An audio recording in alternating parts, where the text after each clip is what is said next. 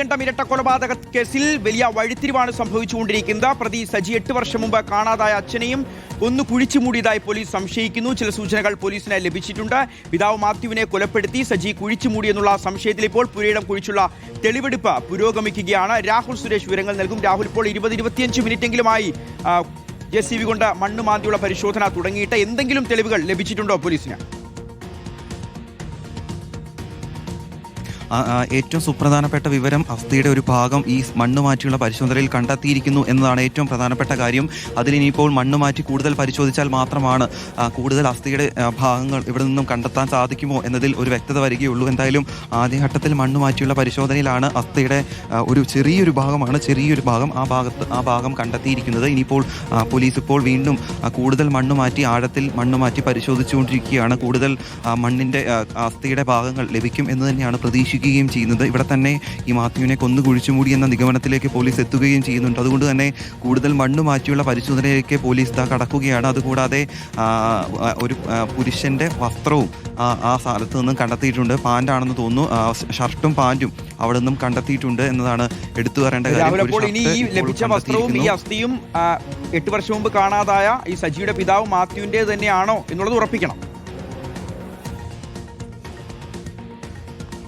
തീർച്ചയായിട്ടും അതിന് കൂടുതൽ DNA പരിശോധന നടത്തേണ്ടിയിരിക്കുന്നു. ഏറ്റവും പ്രധാനപ്പെട്ട കാര്യം ഷിഹാസ്, 3 തെളിവുകൾ, സംശയാസ്പദമായ 3 തെളിവുകൾ കണ്ടെത്തിയിരിക്കുന്നു. അതിലൊന്ന് ഷർട്ട്, മറ്റൊന്ന് പാൻറ്, അതുകൂടാതെ അസ്ഥിയുടെ ഒരു കഷ്ണം. അങ്ങനെ 3 സംശയാസ്പദമായിട്ടുള്ള തെളിവുകളാണ് ഇപ്പോൾ മണ്ണ് മാറ്റിയുള്ള പരിശോധന 20 മിനിറ്റ് പുരോഗമിക്കുമ്പോൾ കണ്ടെത്തിയിരിക്കുന്നത് എന്നതാണ് ഏറ്റവും പ്രധാനപ്പെട്ട കാര്യം. അപ്പോൾ ഈ സംശയം കൂടുതൽ ബലപ്പെടുത്തുന്ന ഒരു കാര്യം കൂടിയാണ് നിലവിൽ ഇവിടെ നിന്ന് റിപ്പോർട്ട് ചെയ്യാനുള്ളത്. കാരണം 8 വർഷം മുമ്പ് കാണാതായിട്ടുള്ള മാത്യുവിൻ്റെ മൃതദേഹം ഇവിടെ കൊന്നു കുഴിച്ചു മൂടിയോ എന്ന സംശയം കൂടുതൽ ബലപ്പെടുത്തുന്ന കാര്യങ്ങളിലേക്ക് സാഹചര്യം എത്തുകയും ചെയ്യുന്നു. അതിൻ്റെ ആദ്യഘട്ടം 20 മിനിറ്റ് മണ്ണ് മാറ്റിയുള്ള പരിശോധന മുന്നോട്ട് പോകുമ്പോഴാണ് ഒരു അസ്ഥിയുടെ ചെറിയ ഭാഗവും അതുകൂടാതെ ഷർട്ടും പാൻറ്റും അങ്ങനെ 3 സംശയാസ്പദമായിട്ടുള്ള തെളിവുകൾ ഇവിടെ നിന്നും കണ്ടെത്തിയിരിക്കുന്നത്. ഇതിൽ നിന്നും നമ്മൾ മനസ്സിലാക്കേണ്ടത് ഈ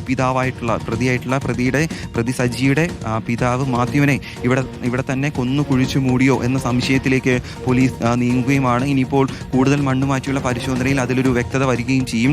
അതുകൂടാതെ ഈ കണ്ടെത്തിയ അസ്ഥിയുടെ ഭാഗം ആരുടേതാണ്, അത് മനുഷ്യ അസ്ഥിയുടെ ഭാഗം തന്നെയാണോ എന്നത് കണ്ടെത്തണം. അതിന് DNA പരിശോധന ഉൾപ്പെടെ നടത്തുകയും വേണം. ഇപ്പോൾ സഹോദരി സിനി ഉൾപ്പെടെ ഇവിടെ എത്തുകയും ചെയ്തിട്ടുണ്ട്. നാട്ടുകാർ ഉൾപ്പെടെ ഇവിടേക്ക് ഈ വിവരം അറിഞ്ഞുകൊണ്ട് എത്തുകയും ചെയ്തിട്ടുണ്ട്. എന്തായാലും പോലീസിൻ്റെയും ഫോറൻസിക് സംഘത്തിൻ്റെയും എല്ലാം പരിശോധന മറുഭാഗത്ത് നടന്നുകൊണ്ടിരിക്കുകയാണ്. 8 വർഷം മുമ്പ് കാണാതായിരിക്കുന്ന മാത്യുവിനെ സ്വന്തം മകൻ തന്നെ വീടിന് സമീപം കൊന്നു കുഴിച്ചു മൂടിയോ എന്ന സംശയത്തിലേക്ക് കാര്യങ്ങൾ എത്തുകയും ചെയ്യുന്നു.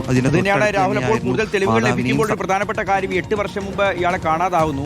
അന്വേഷണം മുന്നോട്ട് കൊണ്ടുപോകേണ്ടതില്ല എന്ന് സജി തന്നെ പോലീസിന് മേൽ സമ്മർദ്ദം ചെലുത്തുന്നു. പോലീസ് അന്വേഷണം അവസാനിപ്പിക്കുന്നു. അപ്പോഴുമുള്ളൊരു സംശയം, ഈ 8 വർഷത്തിനിടയിൽ ഈ അമ്മയ്ക്കോ അല്ലെങ്കിൽ മരണപ്പെട്ട സഹോദരനോ ഇപ്പോൾ ഇത്തരത്തിലുള്ള ഒരു സംശയം ഉന്നയിച്ചിട്ടുള്ള ഈ സഹോദരിക്കോ ഒന്നും ഈ പിതാവ് എവിടെ പോയി അല്ലെങ്കിൽ എന്തുകൊണ്ടാണ് അദ്ദേഹം തിരിച്ചു വരാത്തത്, സജി എന്തെങ്കിലും അപായപ്പെടുത്തിയോ എന്നുള്ളൊരു സംശയം ഈ 8 വർഷത്തിനിടയിൽ ഒരിക്കൽ പോലും തോന്നിയിട്ടില്ലേ രാഹുൽ?